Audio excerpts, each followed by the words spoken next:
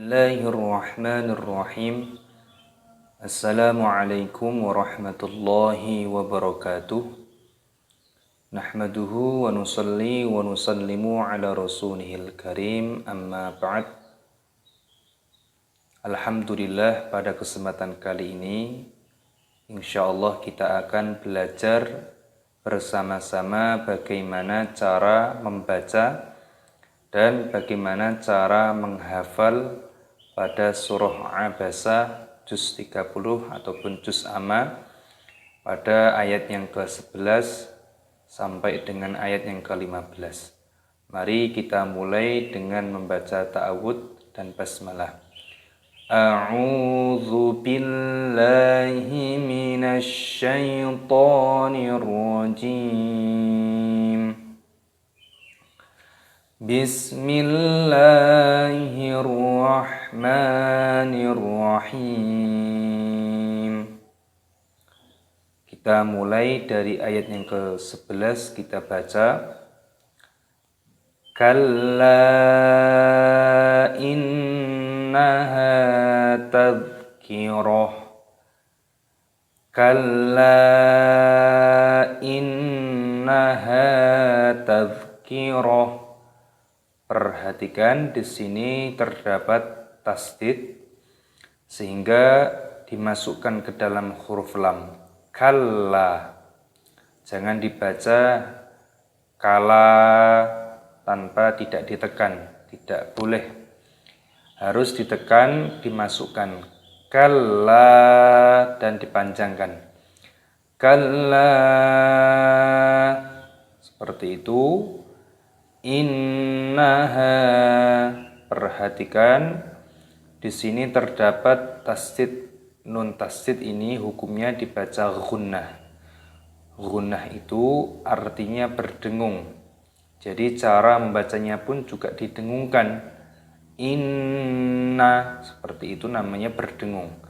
Innaha, dan perhatikan nunnya pendek. Bedakan antara dengung dengan panjangnya nun di sini. Yang dimaksud di sini adalah dengungnya, bukan panjangnya pada huruf nun. Sehingga perhatikan, bedakan cara membacanya, bukan innaha, salah seperti itu. Kalau membacanya seperti itu salah. Yang benar innaha. Jadi nanya dipendekkan.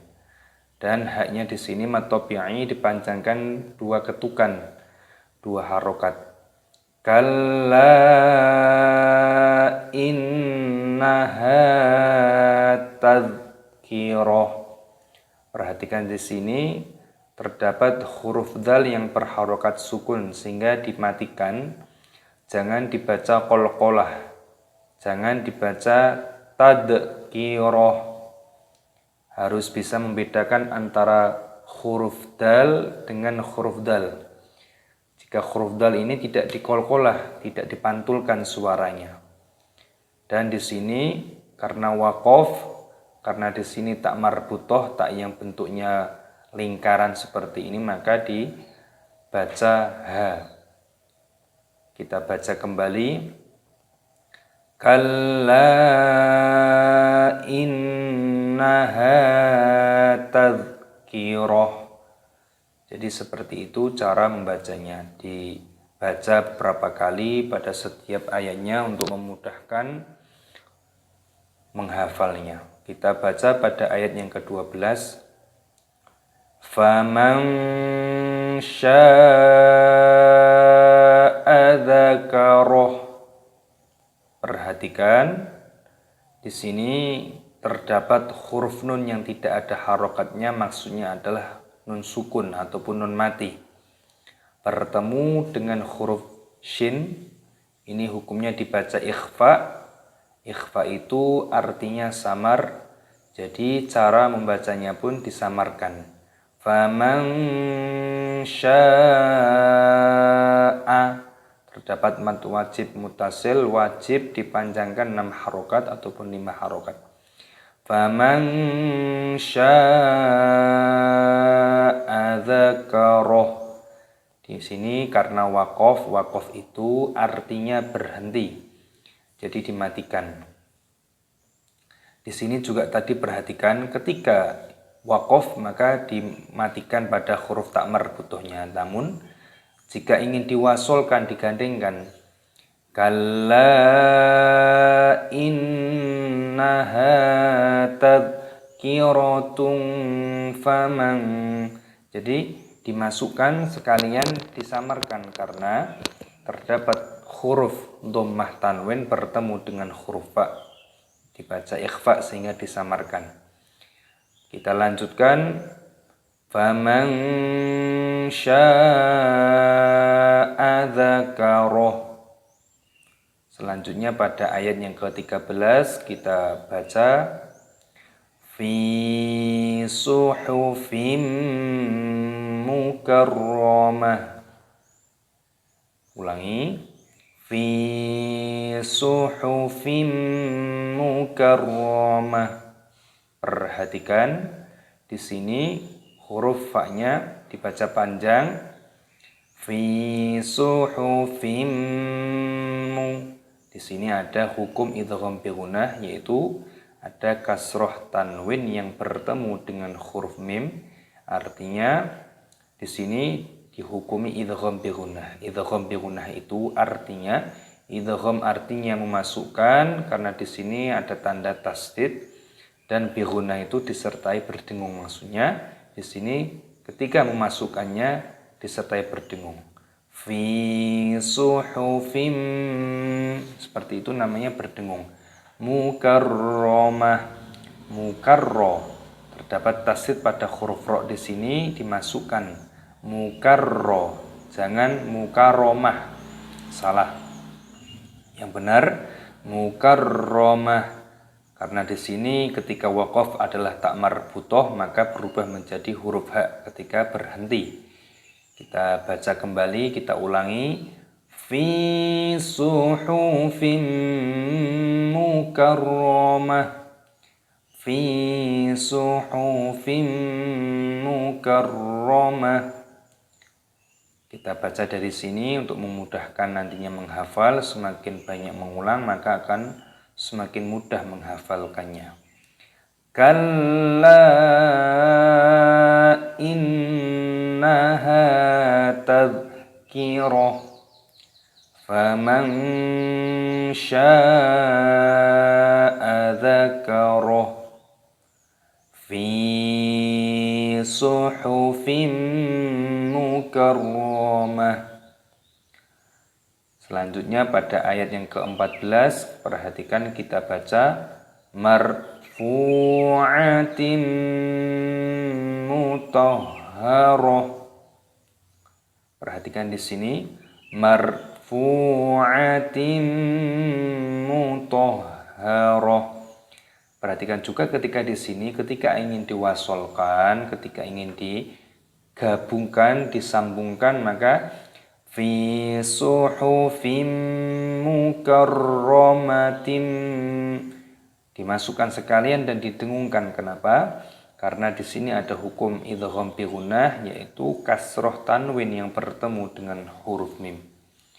Kita fokus pada ayat yang ke-14. Di sini ro-nya berharokat sukun maka dimatikan. Fu-nya panjang, matopi'i 2 ketukan, jangan panjang-panjang. Marfu'atim mutahharah. Di sini ada kasroh tanwin yang bertemu dengan huruf mim, dimasukkan dan didengungkan. Makanya di sini diberikan tanda tasdid. Marfu'atim mutahharah, hanya karena berharokat tasdid sehingga dimasukkan ke dalam huruf ha. Mutahharah, bukan mutahharah tapi mutahharah, dimatikan pada huruf taknya karena waqaf, ada waqaf berhenti. Marfu'atin mutahharah. Selanjutnya kita baca pada ayat yang ke-15. Perhatikan. Bi aidi safarah. bi'aiti safaroh.